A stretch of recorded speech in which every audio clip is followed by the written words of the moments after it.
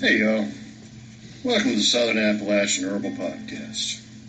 I'm Judson Carroll and I'm an herbalist. I'm also a wild crafter, a gardener, and herb grower.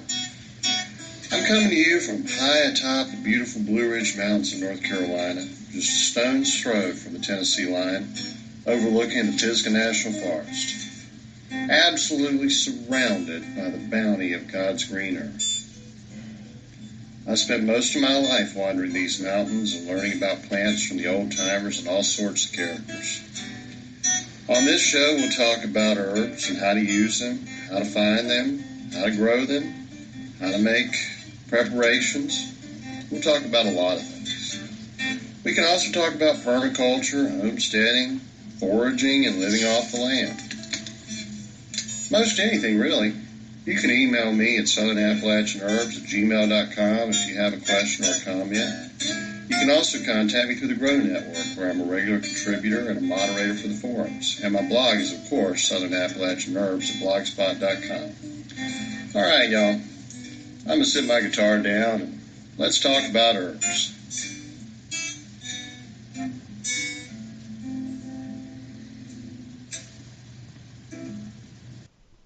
Hey y'all, welcome to today's show. Today we're going to talk about a very important herb specifically for this time of year.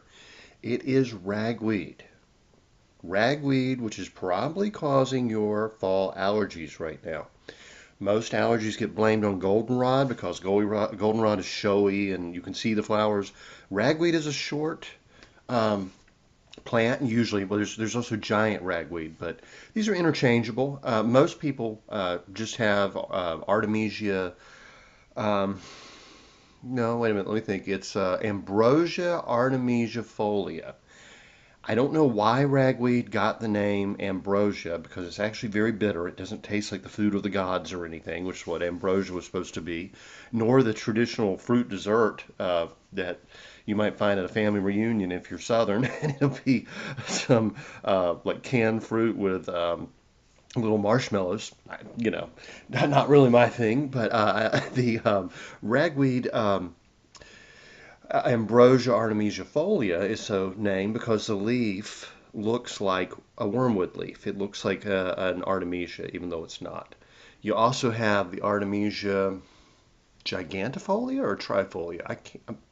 Yeah, I'm thinking it's giant ragweed, and that's actually more common where I live in the mountains.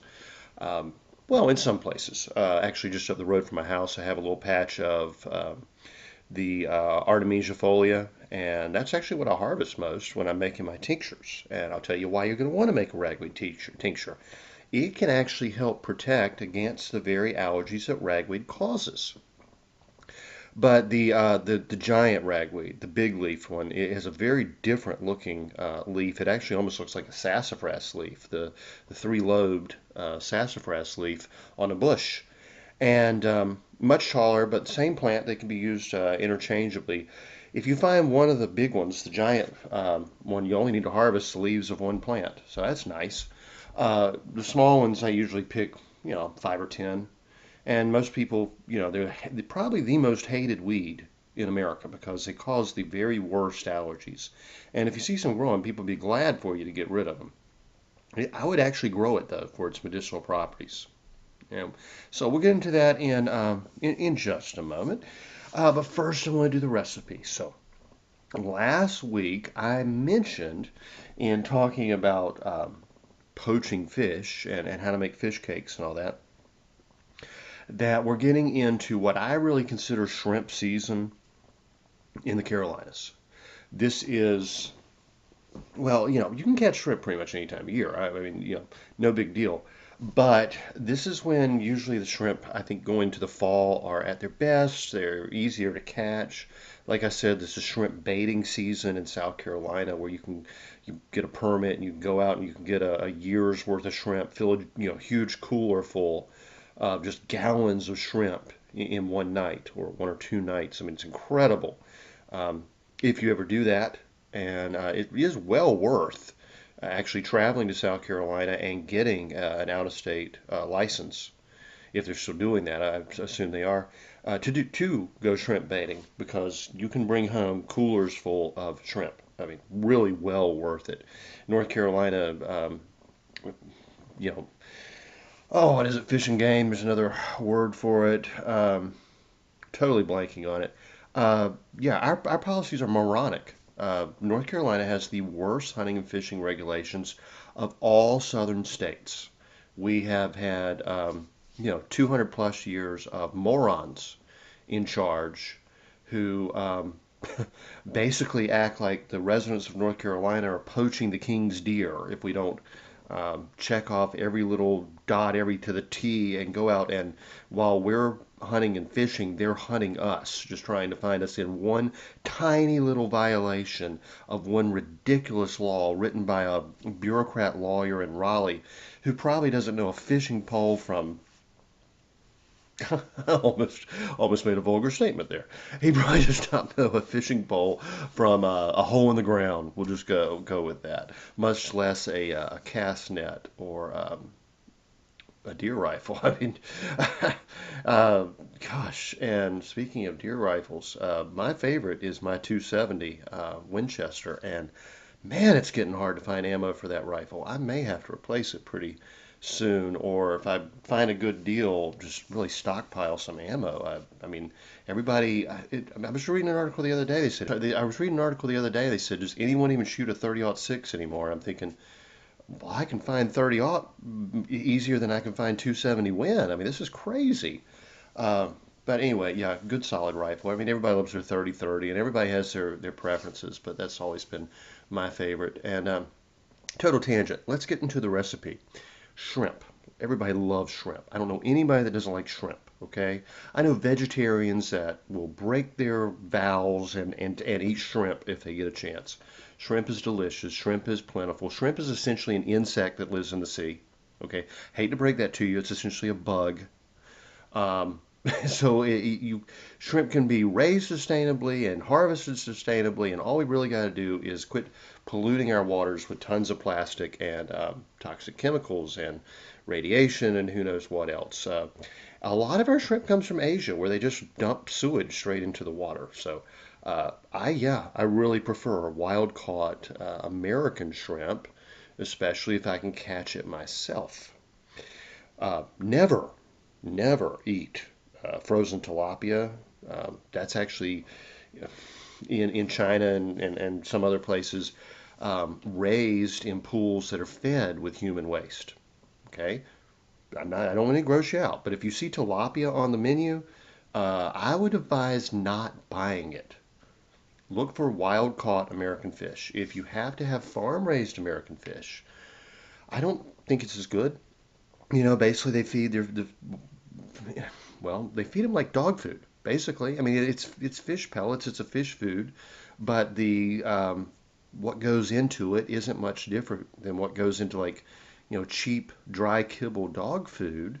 And a fish is going to taste like what it eats. So I prefer wild fish, and I would much rather people keep our oceans and freshwater ways clean.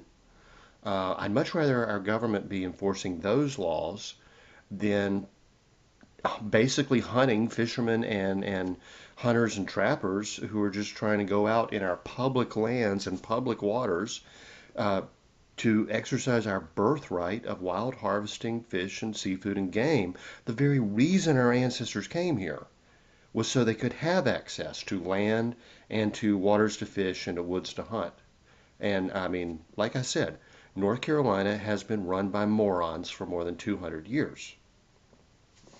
Well, and we're still run by morons who blatantly steal elections. There is absolutely no way Donald Trump won the state of North Carolina, and then the governor, Roy Cooper, a Democrat, and Josh Stein, the rather flamboyant AG, very Marxist liberal, also won. I'm just saying. Nobody went in there and voted for Trump and for Roy Cooper and Josh Stein, especially since we have a superstar lieutenant governor, black Republican, Mark Robinson, and he won by a tidy amount. You think someone went in there and voted for Roy Cooper for governor, Mark Robinson for lieutenant governor, Josh Stein for AG, and Donald Trump for president? No.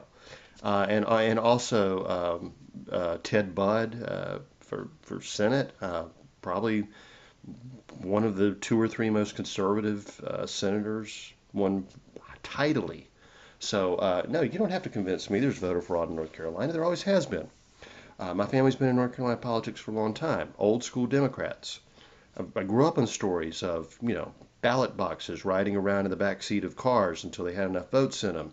Walking around money. That's when you go into usually a black neighborhood with, a few hundred, few $1,000s, and you start handing out 20s for votes.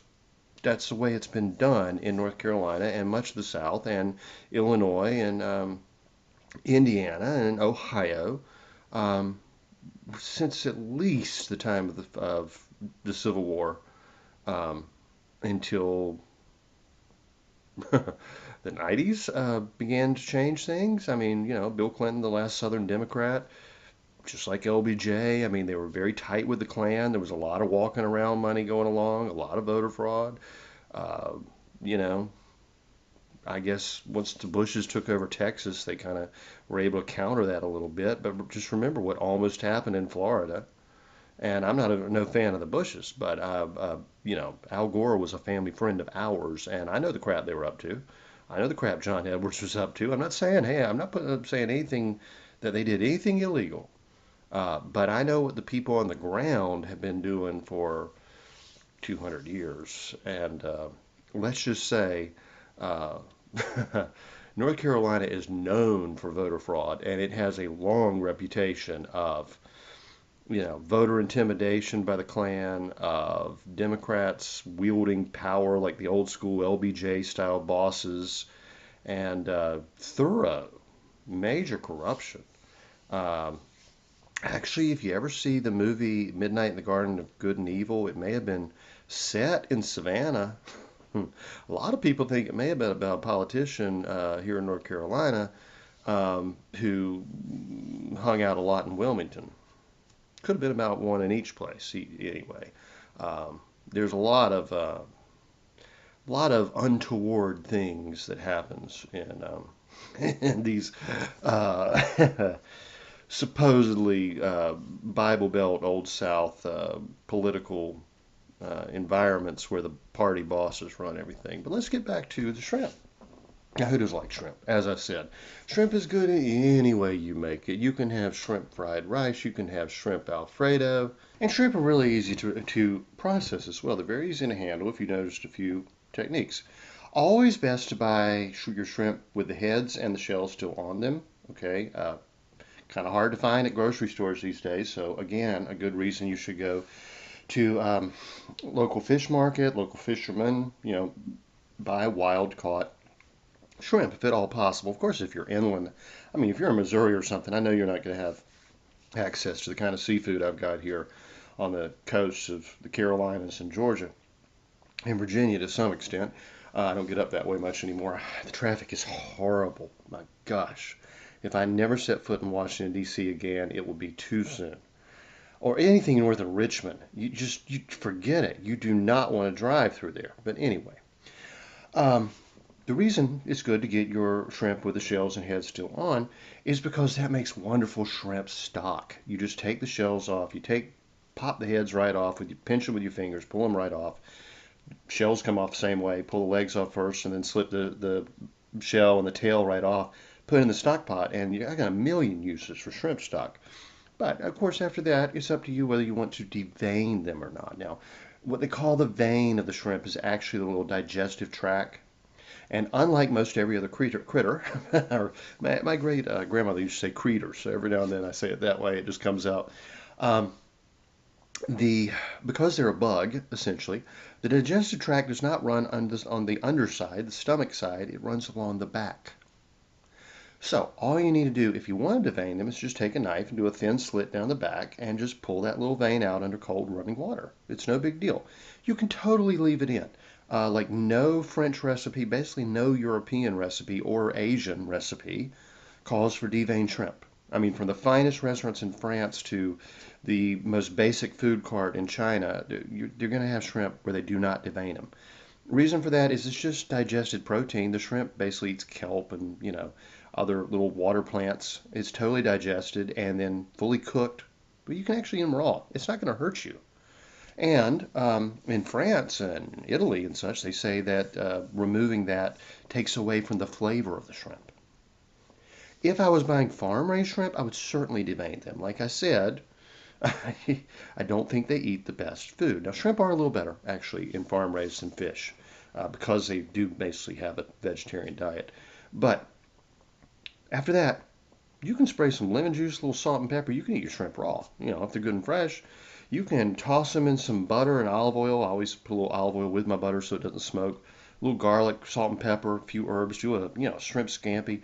You could just poach them in water and dip them in cocktail sauce and have a shrimp cocktail. But my whole point of my book, The Omnivore's Guide to Home Cooking, is all about technique. Okay, I give you these basic kind of technique-based recipes that you can then apply to anything. And this is a perfect example. Probably my favorite way to eat shrimp. Definitely one of my 2 or 3 favorite ways. I love a good shrimp curry. I don't care if it's a Thai curry, that's really my favorite, or Chinese curry, Indian curry, it doesn't matter. I love a good curry. Shrimp pasta Alfredo, it's got to go up there toward the top. Good old southern fried shrimp, you can't turn that down. Hunan style shrimp with rice noodles. Yeah, it's good stuff. But probably my favorite way to eat shrimp is shrimp Creole. That's very much part of my background and culture, and those flavors work very well for me. What I want to make very clear is a la Creole, as you'll see it in a more formal cookbook, is a technique that you can use with anything. If you have shrimp, you can make a shrimp Creole. If you have fish, you can make a fish Creole. If you have chicken, use chicken. Pork chops make a fantastic Creole. Beef, deer meat, anything. Any meat or fish you want to eat can be turned into a la Creole. You can make it with sausage. You can make it, you know what? You can even make it just with vegetables. Just don't tell me about it. No, and actually I do sometimes. I do like an okra Creole and have it over buttered rice. So it's fantastic. So once you got the basic Creole down, you can literally make it out of any meat, fish, game, vegetables. Shoot, you could use some zucchinis or eggplants. I honestly don't care. It's really good. And it's just this basic combination. We're just going to start with a pan. Get it about medium hot. Put some olive oil in it. Chop up some onions, celery, peppers. I usually use poblano peppers. A lot of people say they want to use, sweet bell peppers, and then that way they can control the heat. Sometimes you get a hot poblano, sometimes you don't. I like poblanos. And, I love bell peppers, but I like a little spice. So if I didn't have poblano, I'd grab a couple of those big jalapenos. The larger the pepper, usually the less hot it is. And just chop them up, put them in there. So what we got? Onions, we got celery, we got peppers, and some. Put that in the olive oil. Start sweating it down. Let's say you got maybe all together of all those 3 vegetables about a cup, right? Let's take 3-4 cloves of garlic. Once the onions are translucent, take the garlic off the bulb, about 3-4 cloves, like I said, and I usually just kind of cut off the, the stem end, the bulb end, not the pointy end, the rounded end. Just cut that off and then just smack them with the heel of my hand or the flat of a knife. The skin just falls right off and they're crushed. And then run the knife through it, put that in there. You don't want your garlic to burn. You never want your garlic to burn, right?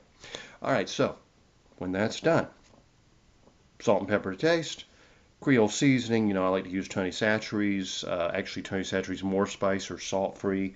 Or you can make your own Creole seasoning. I have a recipe for it in the book, Omnivore's Guide. It's just easy to have a little Tony's on hand. It's a time saver, and it's really tasty. Although the original, I do think it's too salty for my taste. Definitely some parsley. Got to put some parsley in there. Some canned tomatoes, home canned, or open up a can, or take fresh tomatoes and crush them if they're in season. That's it. That is your base. Put in a glass of white wine, some cayenne pepper if you want it hotter. That's your basic a la Creole, right? And to that, I will add my shrimp. And cook them until they're just done. They start to curl up. You can also add a little chicken stock if you want to, or shrimp stock, which is what I was used with shrimp. Chicken stock with basically anything else. Like I said, the shrimp stock is nothing but the shells boiled. Usually throw in a little onion, clove, and bay leaf, but that's optional.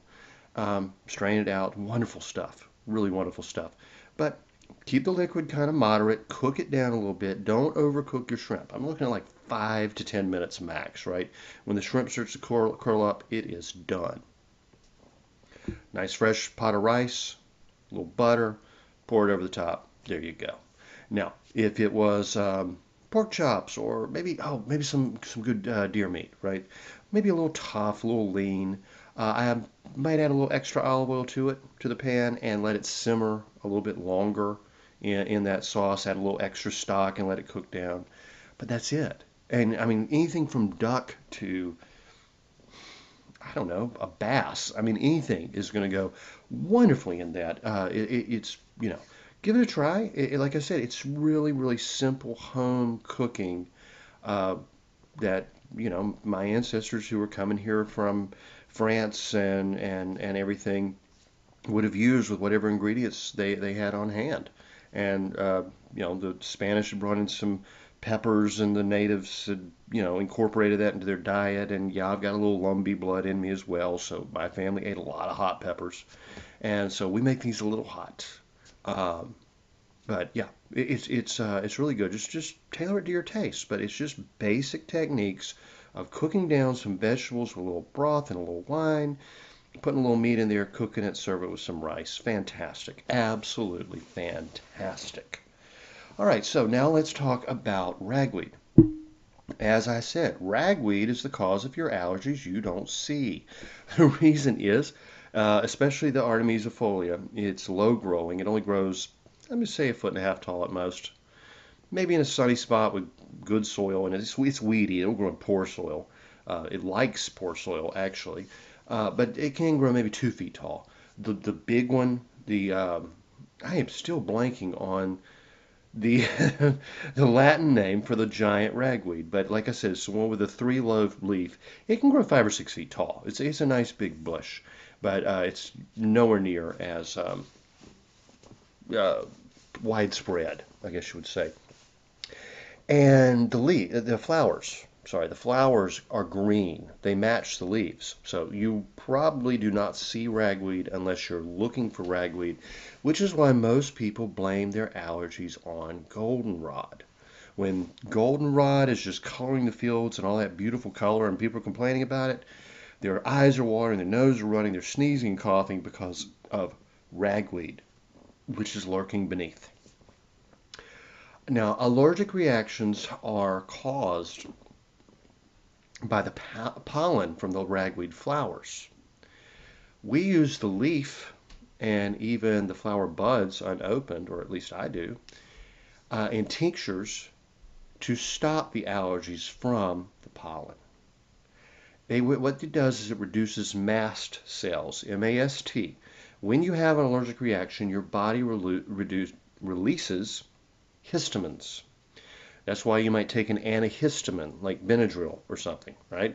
It helps reduce the histamines in the bloodstream. Each of those histamines is like a little key. It has to find a mast cell, which is like the lock the key fits. Your body produces mast cells along with histamines when you're having an allergic reaction.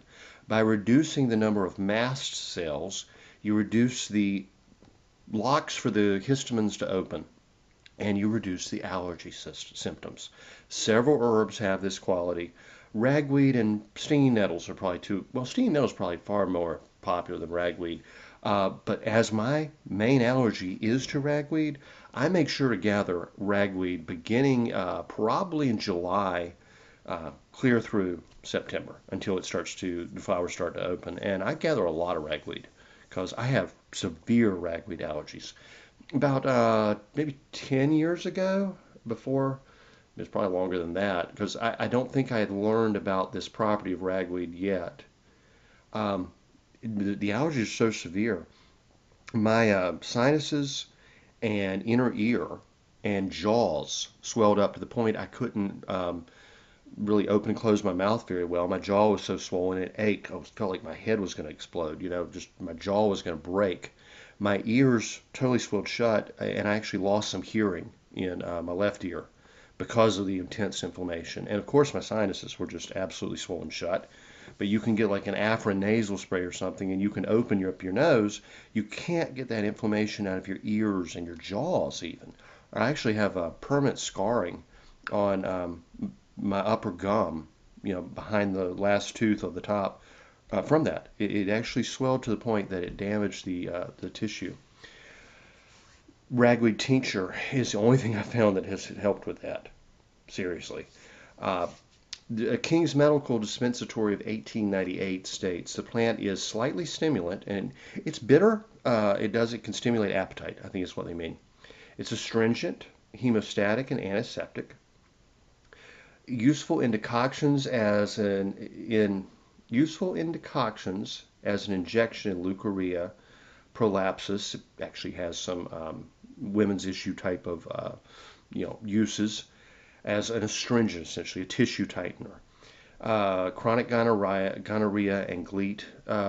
Valuable as a, let's see, also good for the mouth as a wash and gargle. Let me try to translate some of these archaic medical terms as I go along if I can.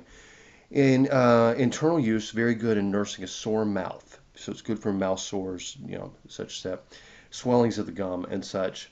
A remedy for mercurial salivation. I think that's just excessive salivation.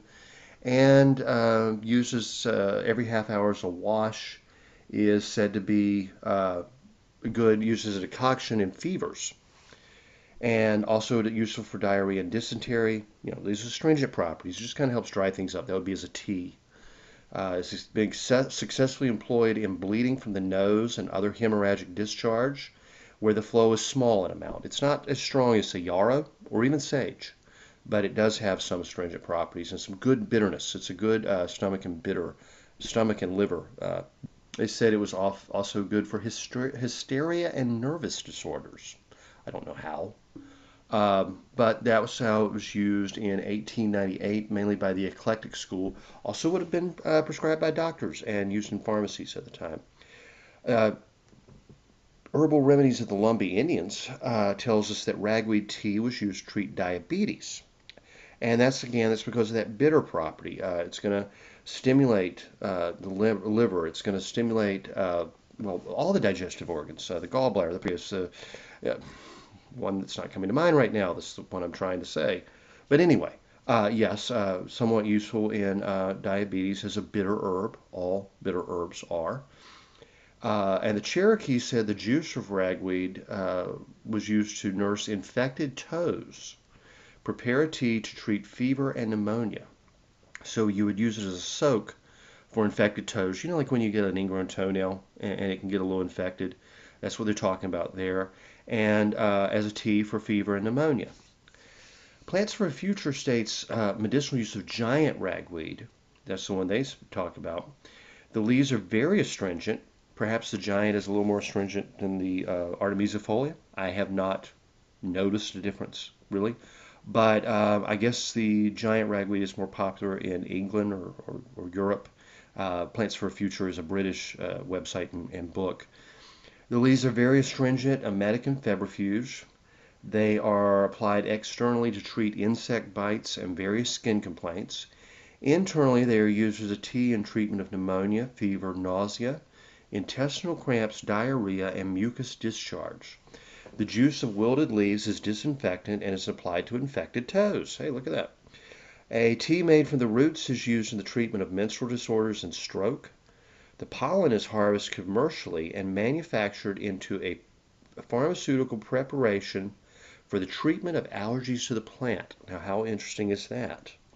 Not only, apparently, have the English, or at least Western Europe, found similar uses to what the Cherokee and the Lumbee used it for, but they use the pollen actually as a treatment for allergies caused by ragweed.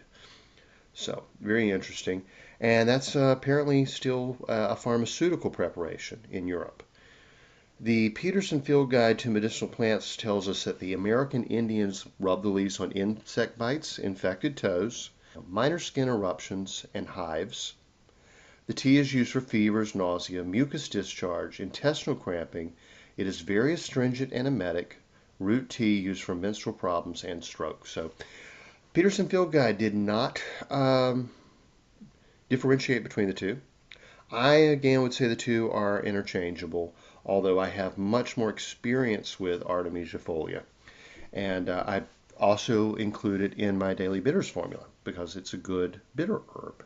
So that hated ragweed, that stuff that's probably got you reaching for the Benadryl or the Sudafed or something right now, or at least will in a few weeks, is an excellent medicinal herb. I actually think, I mean, if it didn't grow abundantly all around me, it's one I would probably try to get some seeds from a wild plant. You're not going to buy the seeds for it, obviously, and grow it in my yard because I consider it essential. I mean, I lost probably, I'm going to say 10 to 20% of hearing in my left ear because it got so inflamed. And I never want that to happen again for obvious reasons. Not only am I a musician, but I want to keep my hearing as long as possible. And so it's, ragweed is part of my daily herbal protocol. Daily. So is nettle. So is mullein, a few others, mimosa, etc. I use them several ways and literally on a daily basis. So y'all, that's the show for today. I hope I've given you a new way to look at probably the most hated plant in America. I mean, I guess in the 50s you had reefer madness and everybody was hated on cannabis and all that. Now probably I would say weed is more popular than ragweed by a long shot. So they're the states are legalizing marijuana. They're trying to eradicate ragweed as best they can, which is a little ridiculous. We just need to learn to use these plants. So remember, the message from today's show: ragweed is useful, shrimp is delicious, and you can make you can do anything a la Creole or in the style of the Creole with the mix of ingredients that I gave you in today's show. Have a great week. I'll talk to you next time. The information in this podcast is not intended to diagnose or treat any disease or condition. Nothing I say or write has been evaluated or approved by the FDA. I'm not a doctor. The U.S. government does not recognize the practice of herbal medicine, and there is no governing body regulating herbalists. Therefore, I'm really just a guy who studies herbs. I'm not offering any advice. I won't even claim that anything I write or say is accurate or true. I can tell you what herbs have been traditionally used for. I can tell you my own experience and if I believe an herb has helped me. I cannot nor would I tell you to do the same. If you use an herb anyone recommends, you are treating yourself. You take full responsibility for your health. Humans are individuals and no two are identical. What works for me may not work for you. You may have an allergy, a sensitivity, an underlying condition that no one else even shares and you don't even know about. Be careful with your health. By continuing to listen to my podcast or read my blog, you agree to be responsible for yourself, for your own research, make your own choices, and not to blame me for anything ever.